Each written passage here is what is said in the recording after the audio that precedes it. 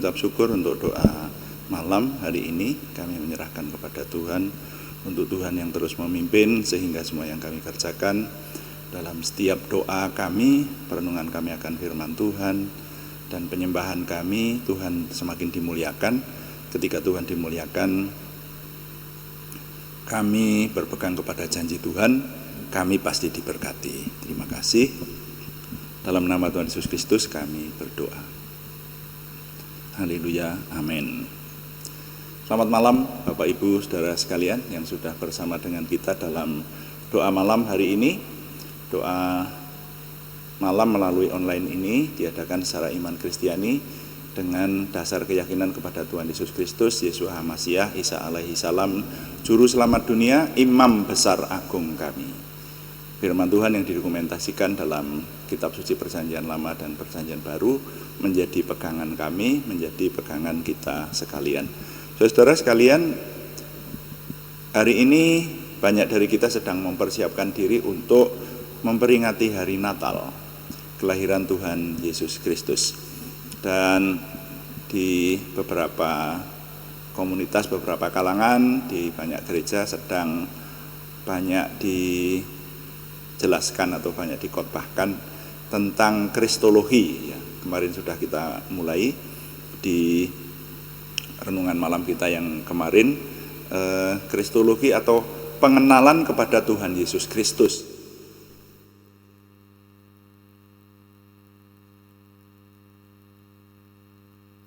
Pengenalan kepada Tuhan Yesus Kristus itu menjadi hal utama karena iman Kristiani percaya bahwa Tuhan itu hanya dapat kita kenal dalam nama Tuhan Yesus Kristus, yaitu Tuhan yang mengambil rupa manusia. Dan ini yang seringkali menjadi pertanyaan banyak orang, termasuk para pemula, orang-orang yang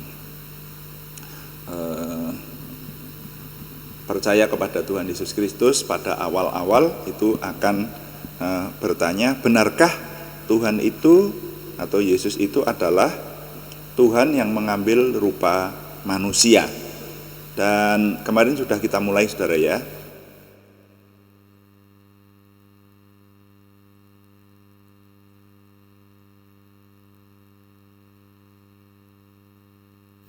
Sebetulnya kalau kita mau mulai dari awal, itu mestinya kita meneliti dulu sumbernya. Nah, hanya ini pernah kita renungkan beberapa saat yang lalu dalam doa malam. Sumber untuk mengenal Tuhan Yesus Kristus adalah Alkitab, dan Alkitab itu bisa dipercaya. Ya, jadi masing-masing kitab suci agama apapun itu sebetulnya bisa diperdebatkan. Ada banyak orang yang tidak percaya kepada Alkitab, ya tidak masalah. Ya, tapi kita umat Kristiani, orang-orang yang beriman Kristiani percaya bahwa Alkitab adalah firman Tuhan. Ya, sama seperti di dunia ini ada banyak aliran keimanan lah, aliran keyakinan seperti itu. Tapi kalau saya boleh melanjutkan, maka sekarang ini saya mengajak Bapak Ibu Saudara langsung kepada hal yang berikutnya dengan modal percaya bahwa Alkitab atau kitab suci yang kita percaya itu adalah firman Tuhan, sehingga sejarah suci yang ada di sana juga dapat dipercaya. Nah, ini yang ingin saya mengajak saudara sekalian. Kalau kemarin itu kita meneliti tentang janji induk atau janji akan kehadiran Mesias. Nah, ternyata Mesias itu adalah Tuhan Yesus Kristus sendiri. Maka mari sekarang mulai kita lihat hal-hal yang merupakan fakta sejarah yang mendukung pembuktian bahwa Yesus itu adalah Allah yang mengambil rupa manusia, Tuhan yang mengambil rupa manusia. Nah, salah satunya saya ingin Bapak Ibu Saudara untuk meneliti sejarahnya pada mukjizat yang pertama yang diperbuat Yesus. Ya, saudara kalau mendengar kata mukjizat yang pertama pasti kemudian teringat pada desa Kana. Mari kita baca di Yohanes pasal yang kedua ayat 1. Injil Yohanes maksud saya. Yohanes itu ada beberapa Yohanes ya. Injil Yohanes juga surat 1 Yohanes, surat 2 Yohanes, surat 3 Yohanes dan seterusnya. Nah, ini Injil Yohanes. Injil Yohanes pasal yang kedua, mulai ayat yang pertama. Saya baca untuk kita sekalian.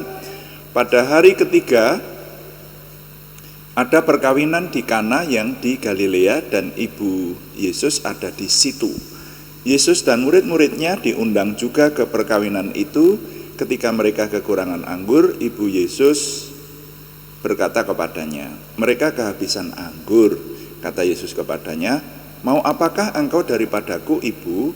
Saatku belum tiba." Tetapi ibu Yesus berkata kepada pelayan-pelayan, "Apa yang dikatakan kepadamu, buatlah itu." Di situ ada 6 tempayan yang disediakan untuk pembasuhan menurut adat orang Yahudi, masing-masing isinya 2-3 buyung. Yesus berkata kepada pelayan-pelayan itu, "Isilah tempayan-tempayan itu penuh dengan air." Dan mereka pun mengisinya sampai penuh. Lalu kata Yesus kepada mereka, "Sekarang cedoklah dan bawalah kepada pemimpin pesta." Lalu mereka pun membawanya. Setelah pemimpin pesta itu mengecap air yang telah menjadi anggur itu, dan ia tidak tahu dari mana datangnya, tetapi pelayan-pelayan yang mencedok air itu mengetahuinya, ia memanggil mempelai laki-laki dan berkata kepadanya, "Setiap orang menghidangkan anggur yang baik dahulu, dan sesudah orang puas minum, barulah yang kurang baik. Akan tetapi engkau menyimpan anggur yang baik sampai sekarang." Hal itu dibuat Yesus di Kana yang di Galilea sebagai yang pertama dari tanda-tanda, dan dengan itu ia telah menyatakan kemuliaannya dan murid-muridnya percaya kepadanya. Sampai di situ pembacaan saya. Jadi yang fokus sedang kita renungkan adalah bagaimana mencari pembuktian atau bukti-bukti tambahan yang menegaskan bahwa Yesus itu Tuhan yang mengambil rupa manusia. Nah, salah satu yang saya ingin mengajak saudara untuk merenungkannya adalah Tuhan Yesus itu Tuhan yang mengambil rupa manusia. Buktinya dia banyak membuat mujizat, ya. Dan mujizat-mujizat yang diperbuat oleh Tuhan Yesus itu menunjukkan bahwa dia memiliki sifat-sifat ilahi. Nah, ini penting. Garis bawahi sifat-sifat ilahi, ya. Sifat ilahi itu tidak dimiliki oleh manusia pada umumnya. Kalau yang benar-benar memiliki sifat ilahi, karena sifat ilahi itu penuh dengan kuasa. Kalau menurut saya seperti itu. Jadi kalau ada seseorang yang mengaku bahwa dia utusan Tuhan, tetapi dalam melakukan sesuatu tidak menggunakan kuasanya, itu bukan sifat ilahi. Dia masih dibantu dengan orang lain atau menyuruh anak buahnya untuk melakukan sesuatu, itu bukan sifat ilahi. Sifat ilahi itu ditandai dengan kuasa, sudah itu saja saudara ya. Makanya kalau kita membedakan nabi palsu atau bukan nabi palsu, salah satu yang saya usulkan adalah lihat sejarahnya. Apakah nabi yang bersangkutan punya kuasa? Dan kuasa itu bukan hanya katanya loh. Kalau kuasa yang hanya katanya, dalam sejarahnya saja, seseorang yang disejarahkan misalnya dia melakukan satu mujizat tapi tidak ada saksinya, ya, hanya berkata aku sudah melakukan mujizat. Kapan? Tadi malam atau kemarin gitu. Nah, itu hanya katanya. Tapi kalau Tuhan Yesus itu melakukan segala sesuatu itu ada saksinya. Di situ dituliskan banyak orang, murid-muridnya, orang-orang yang kondangan di desa Kana itu melihat semua. Nah, di sini kan dikatakan bahwa Tuhan Yesus sedang pergi ke Jagong Manten atau kondangan begitu ya. Itu di desa Kana. Dia bersama dengan ibunya, rupanya seperti itu. Dan di situ lama sekali suguhan atau apa? Suguhan, hidangan tidak dikeluarkan, sehingga ibunya bisik-bisik kepada Tuhan Yesus, yang punya rumah kehabisan Coca-Cola, yang punya rumah kehabisan minuman. Kok menyebut merek ini? Ya karena saya dulu dekat dengan yang punya rumah kehabisan minuman. Nah, tapi jawaban Tuhan Yesus itu, saudara-saudara, ini yang ini sebenarnya satu kisah ini, bagian ini kalau direnungkan cukup panjang. Saya menjelaskannya bisa 2 jam, saudara.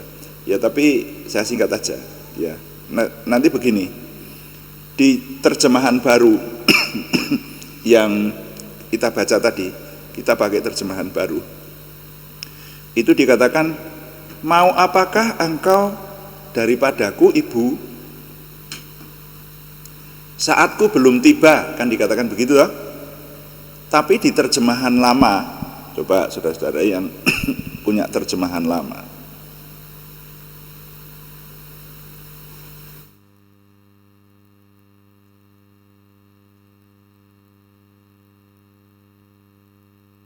Ayat 4 ini dikatakan begini, maka kata Yesus kepadanya, "Hai perempuan, apakah yang kena-mengena di antara aku dengan engkau? Saatku belum tiba." Nah, gitu. Jadi terjemahan Alkitab itu penting. Makanya perlu belajar bahasa asli Alkitab itu supaya nanti kita menerima firman Tuhan itu jangan keliru. Seringkali bahkan menjadi perdebatan, bahkan menjadi diskusi dalam apologetika yang seru, tapi sebetulnya hanya masalah terjemahan itu. Nah, ini sebetulnya di sini yang mendekati kebenarannya adalah yang hai perempuan, bukan hai ibu. Jadi Tuhan Yesus berkata kepada ibunya secara jasmaniah yang melahirkan dia, yaitu Maria. Ketika Maria berkata, yang punya rumah kehabisan air minum, tapi Tuhan Yesus berkata, mau apakah engkau daripadaku, hai perempuan? Nah, ini bisa kita renungkan. Ya, memang Tuhan Yesus itu sebetulnya bukan anaknya Maria dalam artian bahwa kalau saya anaknya bapak saya, ibu saya, maka saya ini adalah terjadi bagian dari benihnya bapak dan benihnya ibu. Kita tahu yang kemudian menjadi saya oleh kuasa Tuhan. Tapi Tuhan Yesus tidak seperti itu. Dia lahir dari rahim Maria itu bukan dari benihnya Yusuf. Ya, tidak ada benih kejantanan yang ada di rahimnya Maria. Tetapi dicatat oleh Alkitab, Roh yang kudus yang membuat Maria mengandung. Jadi Roh yang kudus itu hanya menggunakan rahim Maria sebagai jalan supaya sama dengan manusia, supaya sama dengan kita, bahwa akan ada manusia yang lahir dari perempuan. Nah, itu loh. Itu iman Kristiani berkata semacam itu. Makanya kalau orang lain tetap mendebat, mengatakan bahwa anakmu punya Allahmu punya anak gitu, ya silakan aja, tapi iman kita tidak seperti itu, saudara sekalian, ya. Dan Tuhan Yesus ini sudah ada sejak sebelum Maria lahir. Gitu loh. Karena dia, iman Kristiani mempercayai bahwa Yesus adalah Tuhan yang mengambil rupa manusia. Nah, sekali lagi ini bentuk keimanan. Jadi nah, di peristiwa itu, di peristiwa perhelatan pernikahan itu, ternyata Tuhan membuat mukjizat yang pertama, dikatakan di situ. Mukjizat yang pertama itu tidak pakai action yang spektakuler. Kan biasanya ada, nanti kita teliti mukjizat-mukjizat yang berikutnya, Tuhan Yesus pakai sebuah, saya menyebutnya aksi, itulah ya, action, sebuah tindakan. Misalnya menghidupkan Lazarus, wah, kuburnya dibuka. Itu saja kalau orang ikut dikubur Lazarus itu, waduh, kuburnya malah dibuka. Kakaknya perempuan aja berkata, wah, jangan Tuhan, sudah berbau. Ya, sudah 4 hari kan begitu. Itu tindakan yang spektakuler. Enggak, buka saja, kira-kira begitulah. Wes buka, ayo buka. Orang-orang muda itu, tolong itu dibuka. Gitu. Jadi itu sudah menimbulkan orang, wah ini dramatis banget ini, begitu. Kalau yang ini enggak, saudara. Dan mukjizat yang diperbuat di sana itu memerlukan sebuah, apa ya kalau saya menyebut, persiapan. Siapa yang menyiapkan? Maria ternyata. Maria walaupun dijawab oleh Tuhan Yesus dengan jawaban yang sebetulnya dalam tanda petik kurang sopan. Hai perempuan, nah gitu. Nah, dan memang wong Daud sendiri aja, nenek moyangnya Tuhan Yesus secara jasmaniah juga menyebut Tuhan Yesus itu Tuanku. Nah itulah, jadi kitab suci itu dengan jelas berkata kepada kita bahwa pribadi Yesus Kristus itu bukan pribadi biasa, bukan. Dia manusia biasa, iya. Merasakan haus, lapar, dan sakit, iya. Gitu. Memang tidak ada catatan khusus kalau mengenai sakit ya. Tapi kalau haus dan lapar, Tuhan Yesus merasakan. Gitu. Nah itu, ngantuk merasakan. Buktinya di kapal itu dia tidur, ya kan? Angin ribut sedemikian rupa, Tuhan Yesus tidur. Itu. Jadi manusiawi, dia punya sifat-sifat manusiawi, tapi dia juga memiliki sifat yang ilahi yang tidak bisa dibantah, terutama berhubungan dengan kuasanya. Makanya silahkan saudara merenungkan, dibanding dengan tokoh keyakinan manapun, nabi manapun, tidak ada yang seperti sejarah Tuhan Yesus. Ya, dia memiliki kuasa. Nah, waktu itu tidak spektakuler. Maria hanya sudah dijawab seperti itu, Maria tidak sakit hati loh. Coba kalau ibu yang lain, kamu itu anak remaja nggak tahu diri, masa sama ibunya bilang perempuan, kamu memang, mungkin yang ditonjolkan itu. Nah itu seringkali di dunia ini yang banyak merusak itu adalah orang yang mudah marah. Orang yang emosional. Coba kalau orang itu dewasa begitu dan bersifat sabar, segala sesuatu itu menjadi lebih baik. Karena apa? Kedewasaan ditandai dengan tidak mudah marah. Halo. Pokoknya kalau ada orang yang mudah marah, itu orang yang belum dewasa, pasti gitu.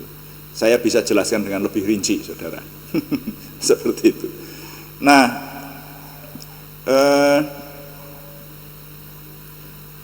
lalu Maria tidak marah, tapi Maria justru datang kepada para pelayan, kepada para sinoman. Nanti apa yang disuruh oleh orang itu, oleh pemuda yang duduk di sebelahku tadi ya, lakukan aja. Gitu. Mungkin diskusi di situ. Sebetulnya kalau dituliskan lebih rinci, diskusi, ada apa tuh Bu? Sudah, saya hanya berkata nanti akan terjadi sesuatu. Sudah pasti, orang itu ada kuasanya. Nanti yang disuruh itu lakukan aja ya. Oh ya, baik, siap Bu. Begitu. Lalu kalau tadi Tuhan berkata, mau apakah kena mengenanya antara aku dan engkau, hei perempuan, waktuku belum tiba. Nah sekarang rupanya waktunya tiba.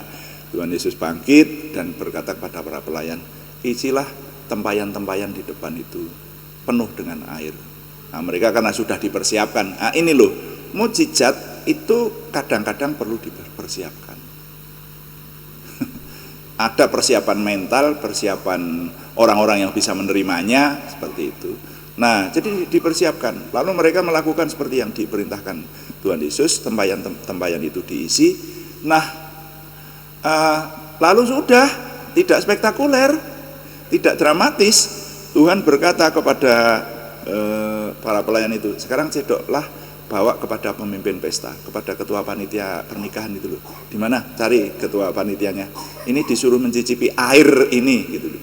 Nah, ini kan perintah yang aneh, mereka aja mungkin bengong yang diperintah.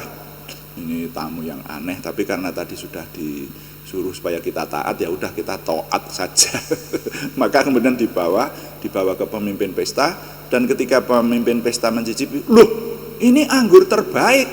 Makanya dia marah-marah kepada mempelai laki-laki, rupanya, Mas, sampean ini wah mempermainkan saya sebagai ketua panitia kan gitu kan. Saya membayangkan, saya berkali-kali, mungkin kalau dihitung hampir ratusan kali saya jadi ketua panitia. Kalau mendirikan wedding organizer ya mampu saya kira-kira. Gitu saudara ya, tahu seluk-beluknya seperti itu. Sampai satu ketika menjadi ketua panitia satu perhelatan, kehabisan nasi saya pernah, lalu menyuruh anggota panitia yang lain untuk beli nasi di warung sebelah, jadi cari-cari nasi dikumpulkan karena tamunya masih datang. Seperti itu. Ketua panitia itu tanggung jawab.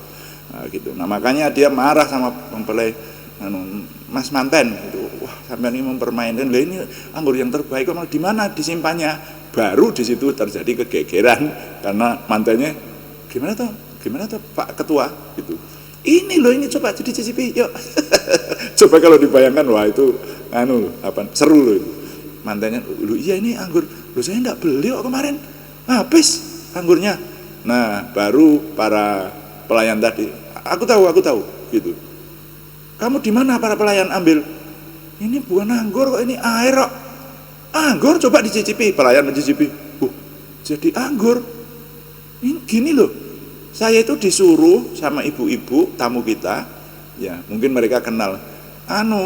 Disuruh sama Bude Maria itu loh di kampung sebelah, supaya apa yang dilakukan ya disuruh oleh pemuda itu dilakukan. Nah, ketika saya lakukan memenuhi tempayan-tempayan di depan yang untuk cuci kaki itu loh, itu dengan air ya saya lakukan aja, lalu saya cedok dibawa ke Pak Ketua Panitia. Loh tapi ini anggur, ayo dilihat di depan, seluruh tempayan isinya jadi anggur semua. Maka terjadilah kegegeran, dan di situ dikatakan itu antara lain para murid menjadi makin percaya bahwa guru mereka bukan manusia biasa, guru mereka adalah Tuhan yang mengambil rupa manusia. Nah itu rasanya di situ terjadi kegegeran. Mungkin kalau ada orang yang berani, tapi kalau menurut saya tidak berani. Maria saja tidak berani, dia mungkin hanya senyum-senyum aja dan sudah mempersiapkan dalam hatinya, karena dia tahu makhluk yang ada di sebelahnya itu adalah makhluk jadi-jadian. Dia dulu belum berhubungan dengan Yusuf suaminya yang sekarang, ya dia masih benar-benar perawan dalam artian virgin, saudara. Lalu tiba-tiba ada makhluk di rahimnya dan lahir gitu. Mungkin dia ngelirik-lirik terus sama anaknya, dalam tanda petik anaknya itu. Pemuda ini memang makhluk dari surga ini, kira-kira begitu ya. Lucu-lucu kalau kita merenungkan itu, peristiwanya ini lucu, saudara. Maria, atau dia mau bisik-bisik aja nggak berani. Wah, ya sudah, saya sudah yakin kok dia punya kemampuan, apalagi hanya membuat air menjadi anggur. Wah, yang lebih dari itu pasti. Malaikat dulu berkata kepada saya, bahkan Yusuf suami saya atau calon suami waktu itu dan seluruh dunia belum percaya bahwa makhluk yang akan dilahirkan itu adalah makhluk surgawi, silahkan, tapi Maria percaya untuk itu. Jadi imannya Maria itu orang yang nomor satu, percaya dulu bahwa Yesus itu Tuhan yang mengambil rupa manusia, seperti itu gitu loh. Nah, jadi kalau kita mau beriman lebih, mari meneliti hidup Maria. Tanyalah kepada Maria, ibunya Yesus itu, bagaimana untuk percaya seperti itu, Maria mengalami. Makanya sampai sekarang orang-orang yang imannya sungguh-sungguh kepada Tuhan ya orang yang mengalami. Makanya saudara-saudara yang masih menderita sakit sekarang ini, minta Tuhan menyembuhkan supaya nanti punya pengalaman, bisa bersaksi kepada orang lain bahwa Tuhan kita punya kuasa. Nah saudara, jadi dengan meneliti peristiwa ini menjadi modal bagi kita juga untuk menyambut peringatan kehadiran Tuhan Yesus di dunia sebagai manusia. Tuhan berkuasa membuat mujizat. Nah, maka pada waktu itu orang-orang pasti tidak berani bertanya sama Tuhan. Ini tafsiran saya, karena orang-orang waktu itu sangat menghargai seorang tokoh rohani.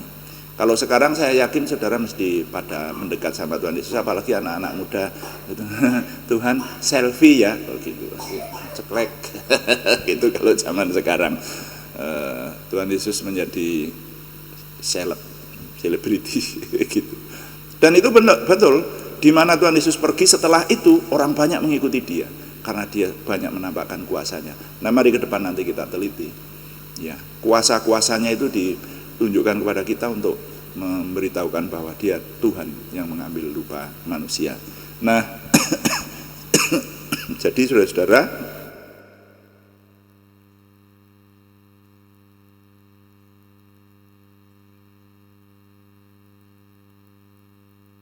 apa nilai yang dapat kita serap malam hari ini? Tuhan Yesus sebagai Tuhan yang mengambil rupa manusia itu dapat kita semakin meyakini, semakin mempercayai, karena Tuhan banyak membuat kuasa. Yang sedang kita teliti adalah mujizat yang pertama diperbuat Yesus di pernikahan di Kana. Kalau kita mau merenungkan lebih panjang, waduh ini tapi nanti lebih panjang. Kenapa Tuhan Yesus membuat mujizat yang pertama itu di perkawinan, peresmian perkawinan? Berarti perkawinan itu sesuatu yang memang harus ditolong Tuhan. Ya, saya kadang-kadang agak konyol kalau menghadapi perkawinan-perkawinan yang goyah, tapi gara-gara masalah sepele. Coba, gara-gara masalah sepele, saudara. Dan itu bisa membuat orang menjadi cerai gara-gara masalah sepele. Coba kalau ditinjau seperti itu, kan sebetulnya hanya kita saja yang kurang merendahkan diri di hadapan Tuhan. Kalau orang merendahkan diri di hadapan Tuhan dan masing-masing memiliki kedewasaan penuh, memiliki hikmat yang dari Tuhan, itu orang tidak akan bercerai. Oh, saya punya keyakinan itu, serius saya berkata. Ya, rumah tangga itu tidak akan punya masalah kalau masing-masing merendahkan diri di hadapan Tuhan dan melakukan yang Tuhan mau. Menjadi masalah karena masing-masing ingin memaksakan kemauannya sendiri. Coba aja. Dan seperti itu gitu. Dan kalau direnungkan, coba aja direnungkan. Masalah-masalah rumah tangga itu ada buku perkawinan yang menuliskan ya. Jadi di antara para konselor perkawinan itu ini populer kalimat yang bunyinya begini. Pertengkaran di antara suami istri itu 20% disebabkan oleh masalah-masalah yang sepele atau masalah-masalah yang remeh. Ya, jadi pertengkaran di antara suami istri itu 20% disebabkan oleh masalah-masalah yang sepele atau yang remeh-temeh ya.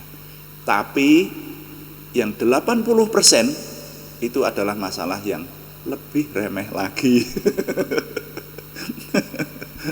Oh, ini serius ini ya. Ini buah bibir ini sudah lama kita dengar ya, pertengkaran suami istri. Dan coba aja direnungkan ya. Seperti itu atau enggak gitu loh, Bapak Ibu yang sudah bersuami istri.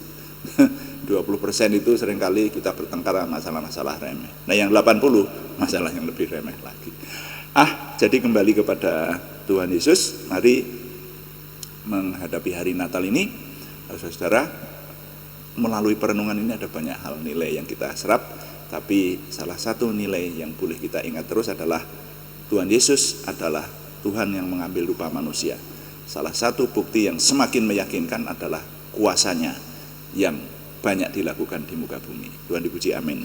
Mari kita melayani Tuhan dengan doa. Kita akan berdoa, syafaat, dan juga berdoa untuk nama-nama yang masih dikirim kepada kita, terutama yang membutuhkan kesembuhan. Kita berdoa. Bapa di surga, terima kasih untuk renungan, untuk doa malam hari ini. Kami menyerahkan semua yang sudah kami renungkan melalui firman-Mu, khususnya menyambut hari-hari Natal ini. Tuhan membawa kami semakin memahami, mengenal Tuhan Yesus Kristus. Kami tidak malas belajar kristologi, tapi biarlah dengan kuasa Tuhan sendiri, Tuhan membawa kami kepada fundamentalisme iman yang benar kepada Tuhan. Terima kasih, kami mengucap syukur untuk semua yang Tuhan anugerahkan. Kami bersyukur Tuhan terus membawa kami kepada kesempurnaan dalam kami mengenal Tuhan melalui doa malam, bahkan juga doa pagi yang kami kerjakan. Kami menikmati kebersamaan dengan Tuhan, menikmati kehadiran Tuhan. Terima kasih, kami sekarang menyerahkan untuk Tuhan yang menolong bangsa dan negara kami, memberikan kesejahteraan, dan bahkan juga semua kami yang sedang mempersiapkan perayaan Natal. Tuhan memberkati sehingga kami sungguh-sungguh tahun ini menjadi tahun yang istimewa, membawa lompatan dalam iman kami semakin teguh beriman kepada Tuhan. Terima kasih. Sekarang kami berdoa untuk semua yang membutuhkan kesembuhan, yang nama-namanya masih dikirim kepada kami dalam minggu ini. Kami mohon, kami berseru dalam nama Tuhan Yesus Kristus, Yeshua HaMasiah, Tuhan memberikan kesempurnaan kesembuhan kepada saudara kami Aryati Wirawan, saudara kami Arni Setiawati, saudara kami Budi Suswanti, saudara kami Yohanes Sutarman, saudara kami Miss Ketombek Sutikno Hati Wijaya, saudara kami Elizabeth Sri Mintawati Indah Purwaning Tias, semuanya di Purwodadi. Untuk saudara kami anak Alek Yohano Wibowo, saudara kami Hendri Dwi Laksono yang masih ada di ICU rumah sakit, dan juga saudara kami Iin Katarisno, semuanya di Salatiga. Juga untuk saudara kami Siti Rondia, saudara kami Cahyani Bagiawati di Semarang, Tuhan yang memberikan kesempurnaan kesembuhan. Juga kami berdoa untuk pergumulan selain kesembuhan, yaitu pergumulan dari saudara kami Yohana Asri Sabturini di Kediri. Tuhan yang menjawab doa, memberikan terobosan baru, sehingga pertolongan Tuhan nyata buat kami. Terima kasih Bapa di surga, kami mengucap syukur setiap hari kami boleh menyelesaikan ini semua. Kami mohon Tuhan yang memberkati sehingga semuanya dapat kami sempurnakan menuju kepada kesempurnaan Tuhan sendiri. Terima kasih Bapak, dengan ini kami mengucap syukur kami semakin memiliki pengenalan akan Tuhan.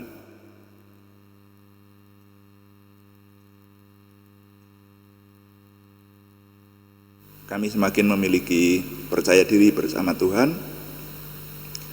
antusiasme, optimisme, semangat dan bergairah menyambut masa depan kami untuk menang bersama dengan Tuhan. Terima kasih, kami mohon Tuhan yang menyempurnakan doa kami oleh pertolongan dan pimpinan Roh Kudus. Semuanya kami persembahkan dengan mantap percaya dalam nama Tuhan Yesus Kristus Juru Selamat kami. Haleluya. Amin. Demikian doa malam hari ini, saudara sekalian, kami mengingatkan bahwa doa malam dilaksanakan setiap hari, yaitu hari Senin sampai Sabtu pada jam 6 atau jam 18 waktu Indonesia Barat. Juga ada doa pagi setiap jam 5 pagi, hari Senin sampai Sabtu juga. Kami tetap mengharapkan dukungan dari Anda. Terima kasih yang sudah memberikan dukungan, tetapi menjaga pelayanan kontinuitas semacam ini perlu kami setidaknya didukung doa. Juga terima kasih yang belum memberikan subscribe, berkenan memberikan subscribe, like, komen, dan share, bagikan kepada teman-teman lain, sehingga lebih banyak lagi yang diberkati bersama dengan kita. Selamat malam, Tuhan memberkati.